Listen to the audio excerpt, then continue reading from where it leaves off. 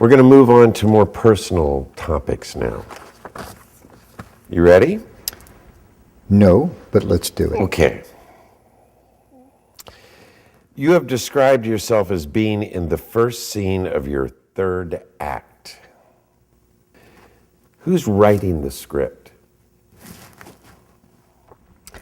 I got the concept from Jane Fonda, who in her autobiography described our lives to be lived in 3 acts. Ages 1 through 30, we know what we all do then. We're just coming into our skin. It's everything from infancy to emerging adulthood and the beginning of work. From 30 to 60, you do your work. You do pretty much, that's the time where you approach your life in a way where you're going to address the issues of your time. Scene 3, 60 to 90. Well, if you don't have your beans on the table by the time you're 60, it's not likely that you ever will. Beans on the table meaning what? Being secure with your destiny. You can fudge it from 30 to 60. You can make debates as to whether or not to pursue career or family. You can decide if you want to have children or not. You can decide if you want to get married a second time after the first divorce kicked in.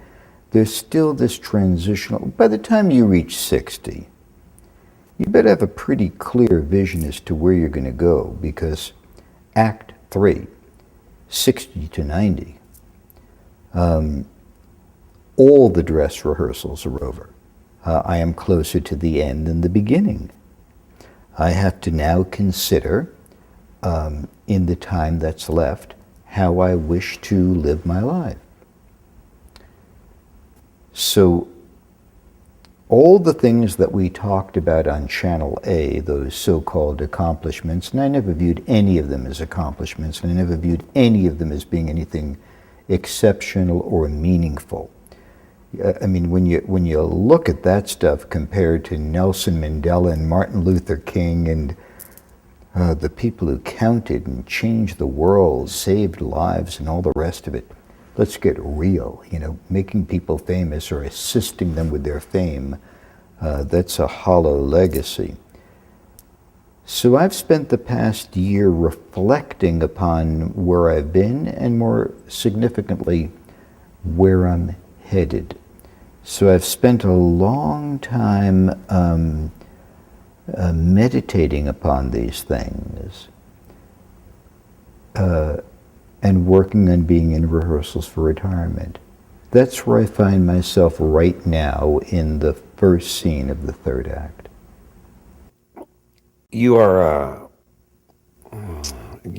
humble guy, and you are the last person to ever give yourself a compliment. You just got too much class for that. But in doing what you've done with your life, you have helped to put food on the table for the families of these people. You've helped to put kids through school by doing this. And you know that you've helped, down the line from the celebrity that you're working with, by making them famous, you have perhaps helped to generate money for the charity of their choice.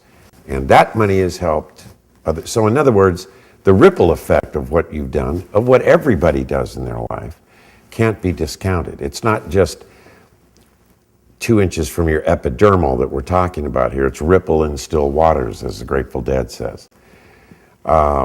And I think that your ripple effect has had a great more consequence than you give yourself credit for.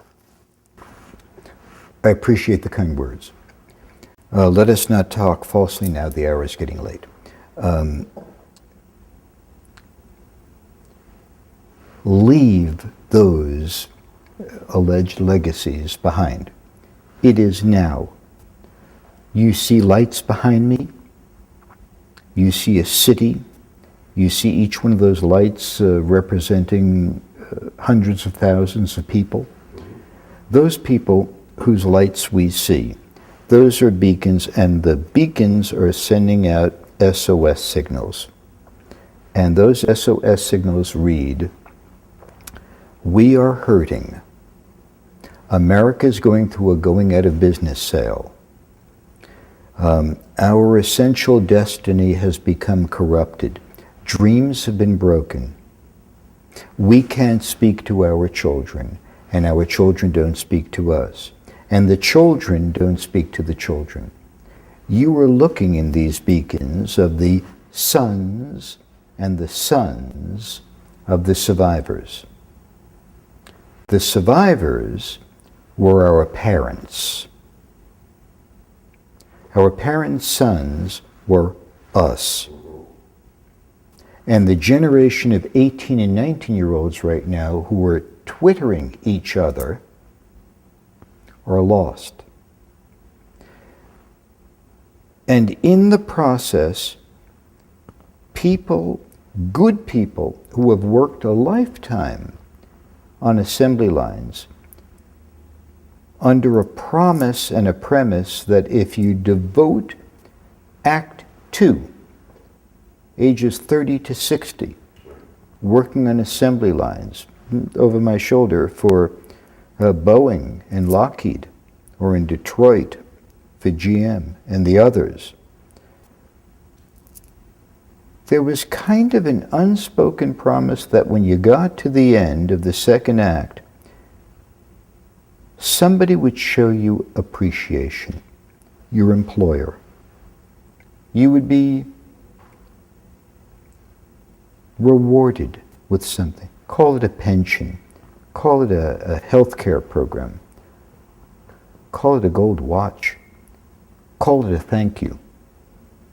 And that's turned into a pink slip.